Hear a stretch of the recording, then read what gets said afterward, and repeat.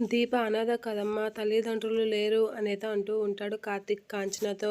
దీపకి అసలైన తల్లిదండ్రులు చనిపోతేనే కదా బాబు! దీప అసలైన తల్లిదండ్రులు ఉన్నారు అని చెప్పేసిత అంటూ ఉంటుంది నోరు జారి. ఇక ఆ మాట విని దీప అయితే వాళ్ళ అత్తయ్య కాస్త చూసి షాక్ అవుతూ ఉంటుంది. ఏంటి మా అత్తయ్య అలా అంటుంది అనైతే షాక్ అవుతూ ఉంటుంది.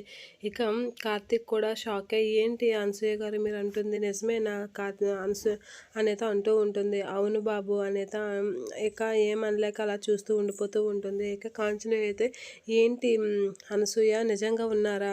దీపకి నిజంగా తల్లిదండ్రులు ఉన్నారా? అనేది అడుగుతూ ఉంటుంది. ఆ మాటలకి నోరు జారి అనేసానమ్మా అసలైన తల్లిదండ్రులు ఎక్కడో ఉండే ఉంటారని అలా అనేసాను. కుబేరుడు తను పెంచుకున్న కూతురు దీప అనేది అనుకుంటూ ఉంటుంది మనసులో. ఇక ఏంటి అనసూయ మాట్లాడవేంటి చెప్పు అనేది అంటూ ఉంటారు. ఇక అలా అడిగేసరికి అనసూయకి ఏం మాట్లాడాలో తెలియక అలా చూస్తూ ఉండిపోతూ ఉంటుంది.